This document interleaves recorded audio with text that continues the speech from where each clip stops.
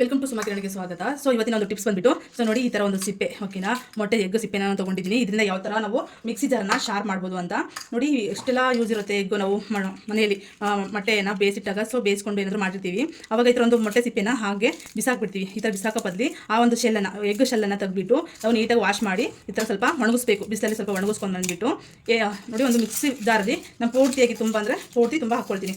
So ಹಾಕ್ಕೊಂಡು ಇದನ್ನು nice ಮಾಡ್ಕೊಂಡು ಬರ್ತೀನಿ. ಸೊ ಇದರಿಂದ ಎಷ್ಟು ಶಾರ್ಪ್ ಆಗುತ್ತೆ ನಮ್ಮದು ಒಂದು ಮಿಕ್ಸಿ ಅಂತ ತೋರಿಸ್ತಾ ಹೋಗ್ತೀನಿ. ಓಕೆನಾ,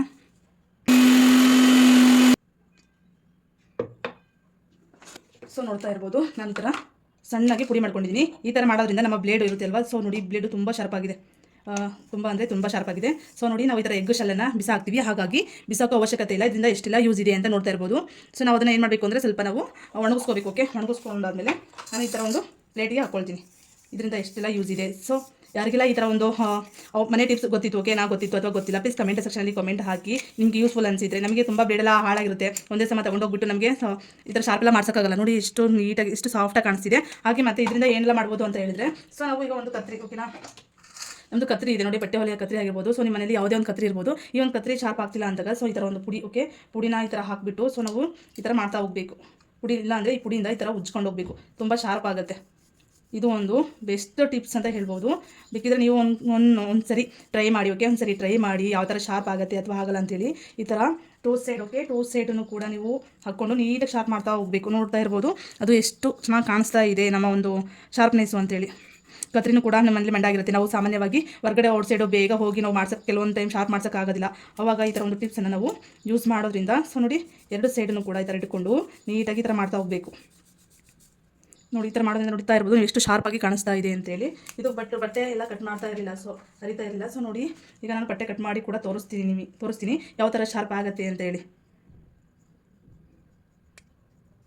ನೋಡ್ತಾ ಇರ್ಬೋದು ಇದು ಸ್ವಲ್ಪನೂ ಕೂಡ ಹರಿತಾನೆ ಇರಲಿಲ್ಲ. ಆ ಥರ ಒಂದು ಕತ್ರಿ ಇಷ್ಟು ಚೆನ್ನಾಗಿ ಶಾರ್ಪ್ ಆಗ್ತಾ ಇದೆ.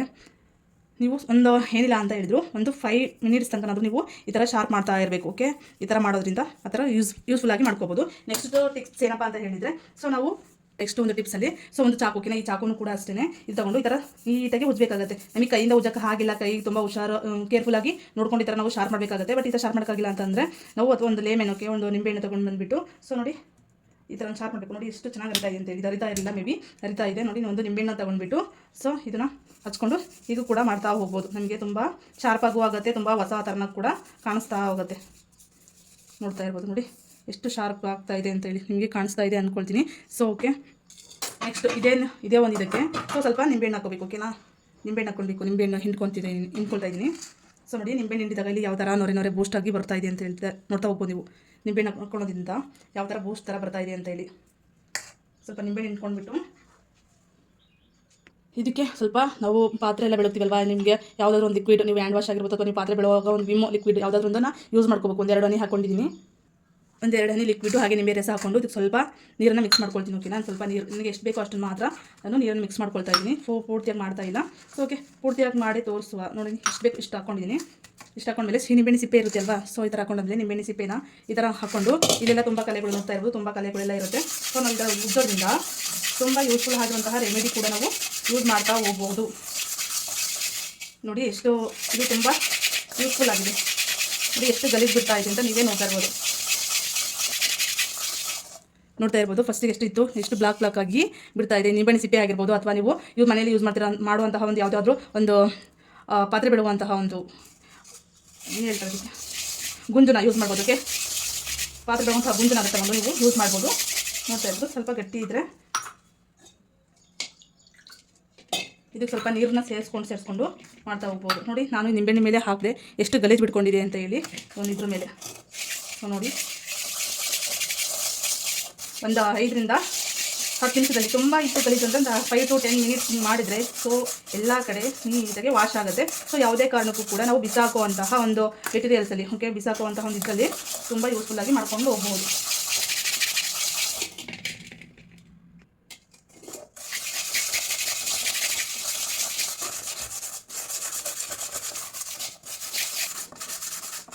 ನೋಡಿ ಎಷ್ಟು ಗಲೀಜು ಬಿಡ್ತಾ ಇದೆ ಅಂತ ನಿಮಗೆ ಗೊತ್ತಾಗ್ತಾ ಇದೆ. ಸೊ ಯಾರೆಲ್ಲ ಫಸ್ಟ್ ಟೈಮ್ ನೋಡ್ತಿದ್ದೀರಾ ಬೇಸ್ ಇದೇ ಥರ ಸಬ್ ಮಾಡ್ಕೊಳ್ಳಿ, ಹಾಗೆ ಕಮೆಂಟ್ ಹಾಕಿ, ನಿಮ್ಮ ಒಂದು ಕಮೆಂಟ್ ಸೆಕ್ಷನಲ್ಲಿ ನಿಮ್ಮ ಅನಿಸಿಕೆ ಹೇಳಿ ಆಯಿತಾ. ಇದೇ ಥರ ಸುಮಾರು ಟಿಪ್ಸ್ಗಳಿಗಾಗಿ ಸೊ ಅವಾಗವಾಗ ನನ್ನ ಚಾನಲನ್ನು ನೋಡ್ತಾ ಇರಿ. ಕಮೆಂಟ್ ಹಾಕಿದ್ರೆ ಗೊತ್ತಾಗುತ್ತೆ ಯಾರೆಲ್ಲ ನೋಡ್ತಿದ್ದೀರಾ ಅಂತ ಹೇಳಿ. ಸೊ ನೋಡಿ ಫೈನಲಿ ಎಷ್ಟು ಗಲೀಜು ಹೋಗ್ತಿದೆ. ನಾನು ಎಲ್ಲೆಲ್ಲೂ ತಿಕ್ತಾ ಇದ್ದೀನಿ, ಅಲ್ಲೆಲ್ಲ ನೀಟಾಗಿ ಹಾಕ್ತಾನೇ ಇದೆ.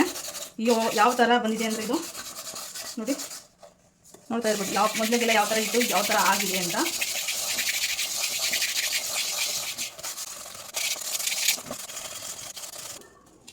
ನೋಡೋಣ, ಈಗ ವಾಶ್ ಮಾಡ್ಕೊಂಡು ಬರೋಣ ಯಾವ ಥರ ಕಾಣಿಸುತ್ತೆ ಅಂತ. ನೋಡಿ ಇದು ಯಾವ ಥರ ವಾಶ್ ಆಗುತ್ತೆ ಅಂತ. ಇದು ಎಷ್ಟು ಗಲೀಜಾಗಿ ಬಂದಿದೆ ಇದು. ಇದು ನೀರು ನೋಡಿ ಎಷ್ಟು ಗಲೀಜಾಗಿ ಇದೆ ಅಂತ ನೋಡಿ.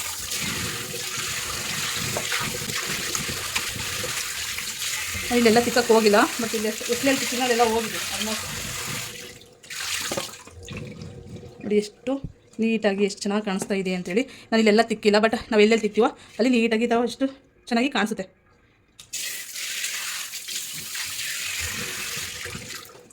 ಸೊ ನೋಡ್ತಾ ಇರ್ಬೋದು ಎಷ್ಟು ಚೆನ್ನಾಗಿ ಪಳ ಹೊಳಿತಾ ಇದೆ ಅಂತೇಳಿ. ಸೊ ನೋಡಿ ಅದೇ ನಿಂಬೆಹಣ್ಣು ಸಿಪ್ಪೆ ತೊಗೊಂಡು ಇಲ್ಲಿಲ್ಲ ಬ್ಲಾಕ್ ಆಗಿದೆ. ನಾವು ಏನಾದರೂ ಮುಚ್ಚುವಾಗ ಸೊ ಇಲ್ಲೆಲ್ಲ ನೋಡಿ ತುಂಬ ಬ್ಲಾಕ್ ಅನಿಸ್ತಿದೆ. ಇದನ್ನು ಕೂಡ ಇದೇ ಸಿಪ್ಪೆ ತೊಗೊಂಡು ಈ ಬ್ಲಾಕ್ನೆಸ್ ಎಲ್ಲ ಹೋಗಬೇಕು ಅಂದರೆ ನೋಡಿ ಇಲ್ಲೆಲ್ಲ ಬಿಸಿಗೆಲ್ಲ ತಾಗಿರುತ್ತಲ್ವ, ಸೊ ಅವಾಗ ಹಿಂಗೆ ಮಾಡ್ಕೋಬೇಕು. ನೋಡಿ ಇಲ್ಲೆಲ್ಲ ಇದಾಗಿದೆ.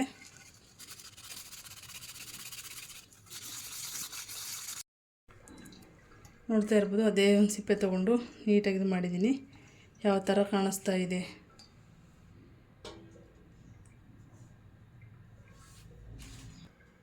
ಸೊ ಹಾಗೆಯೇ ನೆಕ್ಸ್ಟ್ ಟಿಪ್ ಬಂದುಬಿಟ್ಟು ಈ ಥರ ಒಂದು ಗ್ಲೈಡ್ಸು ಈ ಥರ ಮಾಡ್ತಾ ಹೋಗಬೇಕು. ನಾವು ಈ ಥರ ಮಾಡ್ತಾ ಇರಬೇಕು.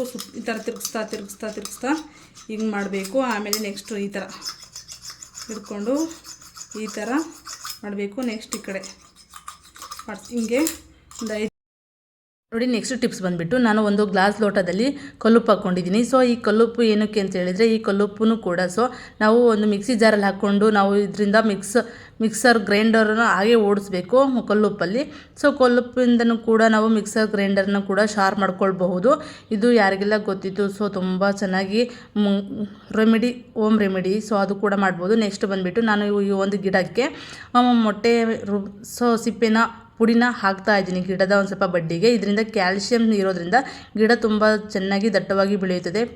ಪ್ಲೀಸ್ ಯಾರೆಲ್ಲ ಫಸ್ಟ್ ಟೈಮ್ ನೋಡಿದ್ದೀರ ಲೈಕ್ ಮಾಡಿ, ಸಪೋರ್ಟ್ ಮಾಡಿ, ಸಬ್ ಮಾಡ್ಕೊಂಡು ನೋಡಿ. Thank for watch. Please like.